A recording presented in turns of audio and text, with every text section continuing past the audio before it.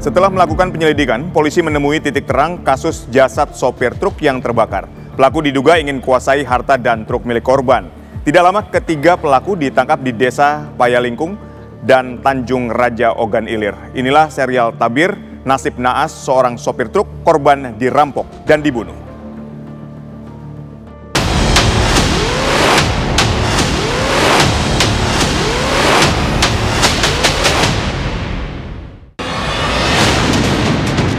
Ada truk tronton yang terbakar. Ada masyarakat sepertinya melihat di dalam truk tersebut ada mayat yang terbakar.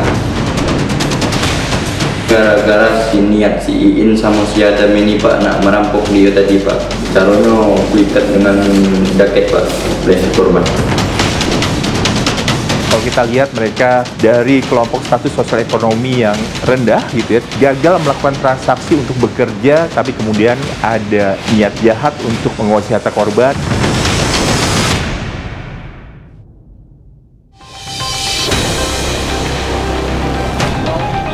Setelah melakukan penyelidikan, polisi menemui titik terang kasus jasad sopir truk yang terbakar. Diduga pelaku ingin menguasai harta dan truk yang dikendarai korban.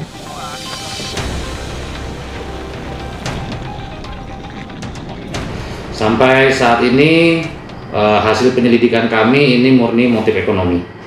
Untuk korban dan pelaku ini sebelumnya memang tidak ada saling kenal, namun ini mereka dipertemukan karena memang sebatas ada kesamaan tujuan keberangkatan, yaitu di lokasi proyek pembangunan jembatan di Muara Kuang, sehingga salah satu pimpinan proyek di sana mengarahkan tersangka untuk numpang mobil korban pada saat akan berangkat menuju ke lokasi proyek.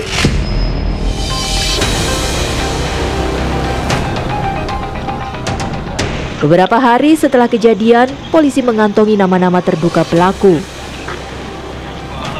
Apalagi pelaku berusaha melarikan diri usai berita penemuan jasad tersebar luas. Ada dua tersangka yang pada saat itu dia akan melarikan diri. Setelah SK atas nama A ini mengambil gaji, memang dia A ini kerja di perkebunan sebagai buruh tebang ini. Setelah dia menerima gaji, dia akan melarikan diri karena dia menduga bahwa mereka ini sudah diketahui identitasnya, karena memang sebelumnya pada malam sebelumnya kami ada menyentuh dari salah satu pelaku yang ternyata tidak ada di tempat. Mungkin dari berita tersebut dia berusaha untuk melarikan diri. Pada saat dia akan melarikan diri itulah kita ketahui posisinya dan kita lakukan penggerbakan. Siapa lagi? Polisi akhirnya menangkap 3 dari keempat pelaku di Desa Payalingkung dan Tanjung Raja. Berdasarkan keterangan ketiga pelaku, awalnya pelaku akan ikut bekerja di proyek pembangunan jembatan. Karena perselisihan, pelaku tidak melanjutkan pekerjaan.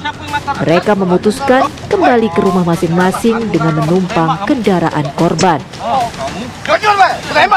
Berdasarkan dari keterangan para saksi dan keterangan tersangka yang sudah kita amankan yang berjumlah 3 orang, bahwasannya ini bermula dari rencana para tersangka ini untuk ikut bekerja di proyek pembangunan jembatan di daerah Muara Kuang, yang mana pada awal keberangkatannya para tersangka ini ke lokasi diarahkan untuk berjanjian dengan kendaraan yang dibawa korban ini untuk masuk ke dalam lokasi pekerjaan.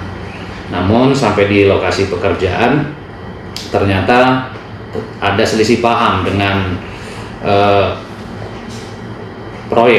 pemimpin proyek di sana, jadi mereka tidak jadi bekerja di sana. Kemudian mereka kembali memutuskan untuk tidak jadi bekerja di sana dan mereka kembali ke rumahnya.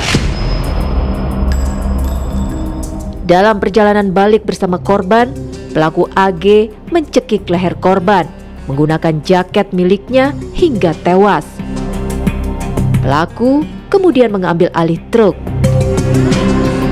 Tak hanya membunuh korban, pelaku AG juga mengambil uang sebesar Rp214.000 dari saku korban. Hasil dari pemeriksaan kita terhadap para tersangka didapatkan keterangan bahwa untuk pelaku atas nama AG, dia pada saat melakukan kejahatan dia berada tepat di belakang sopir. Sementara rekan-rekannya yang lain atas nama A, kemudian I, kemudian RD, RS itu sejajar dengan sopir.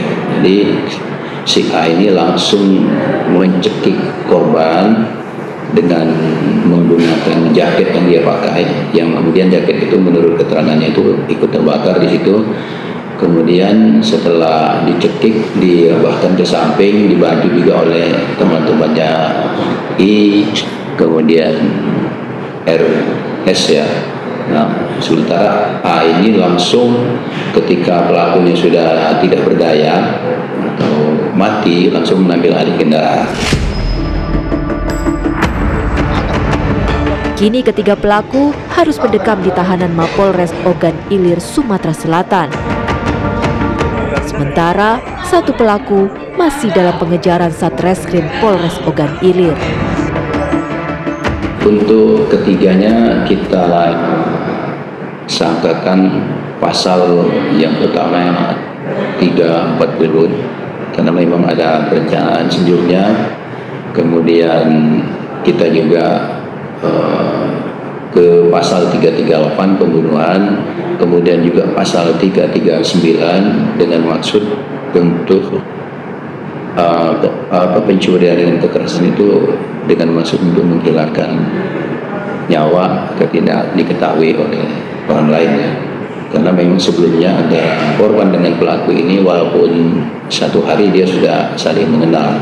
Dan 365 ayat 3 dengan ancaman hukuman seumur hidup pada hukuman mati. Atas keterlibatannya dalam perencanaan pembunuhan dan pencurian dengan kekerasan yang mengakibatkan kematian, para pelaku terancam hukuman seumur hidup atau hukuman mati.